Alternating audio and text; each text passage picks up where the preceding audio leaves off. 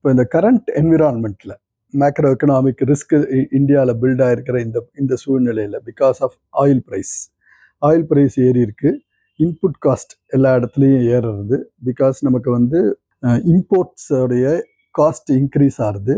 So இதோடைய effect FMCG செக்டாருக்கு எப்படி இருக்கு அப்படின்றத பற்றி ஒரு சின்ன டிஸ்கஷன். ஸோ ஜென்ரலாக இன்புட் காஸ்ட் தான் very critical for FMCG sector. அவங்களுக்கு they should be able to pass on that benefit. Price இன்க்ரீஸை கஸ்டமருக்கு பாஸ் ஆன் பண்ண முடிஞ்ச பிராண்ட்ஸை தே வில் பி சக்ஸஸ்ஃபுல். அந்த மாதிரி இருக்கிற பர்டிகுலர் ஸ்டாக்ஸு இந்த மாதிரி ஒரு நெகட்டிவான இன்ஃப்ளேஷன் ட்ரெண்ட் இருக்கும்போதும் பாசிட்டிவாக ரியாக்ட் பண்ண முடியும். ஃபார் அன் எக்ஸாம்பிள் நீங்கள் பார்த்தீங்கன்னாக்கா நெஸ்லேவால் பாசிட்டிவாக ரியாக்ட் பண்ண முடிஞ்சது. மேரிகோ ஹாஸ் டன் வெல் இந்த மாதிரி ஒரு மார்க்கெட் பீரியடில். ஸோ அதே ஹிந்துஸ்தான் யூனிலிவர் மாதிரியோ இல்லை ஐடிசி மாதிரியோ இருக்கிற கம்பெனிஸால் தேவர் அண்டர் பெர்ஃபார்மிங். என்ன ரீசன்? ஒன்று, இன்புட் காஸ்ட்டை பாஸ் ஆன் பண்ண முடியல. ஒன்று. ரெண்டாவது, அவங்களோட என்ட்ரி வேல்யூவேஷனும் அதிகமாக இருந்தது. ஸோ என்ட்ரி வேல்யூவேஷன் அதிகமாக இருந்து காஸ்ட் ப்ரெஷர் பில்ட் ஆகும்போது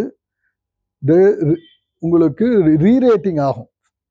ஹியூஜ் வேல்யூவேஷன் ரிஸ்க் இருக்கிற இந்த ஸ்டாக்ஸு இந்த மாதிரி ஒரு மார்க்கெட்டில் அண்டர் பெர்ஃபார்ம் பண்ணுறது. ஸோ எஃப்எம்சிஜி ஆஸ் எ செக்டாரே negative when inflation is high அப்படின்னு எடுத்துக்க முடியாது. அதுக்குள்ள we have to find out எந்தெந்த ஸ்டாக்ஸுக்கு அவங்களுடைய பிஸ்னஸில் மோட் இருக்கு. என்ன மோட்? அது இன்புட் காஸ்ட்டை பாஸ் ஆன் பண்ண முடியும்.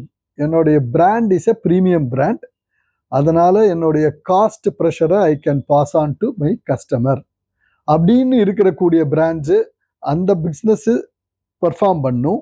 தே will be able to give good EPS.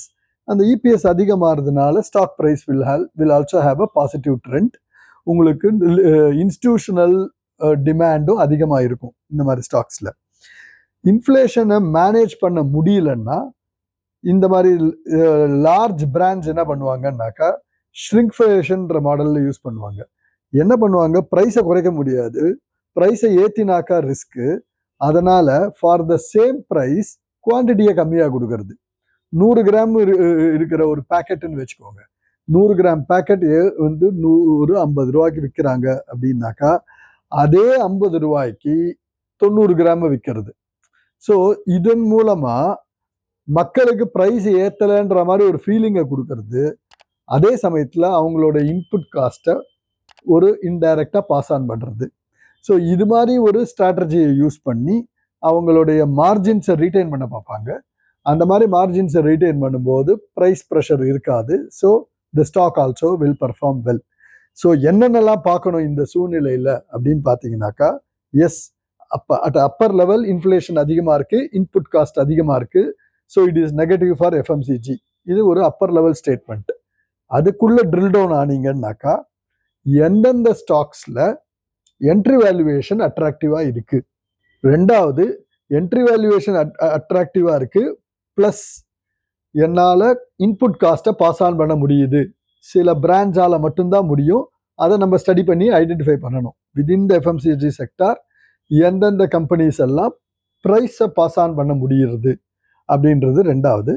மூணாவது, ஹையர் மார்ஜின்ஸை ரீட்டைன் பண்ணிக்க முடிகிறது.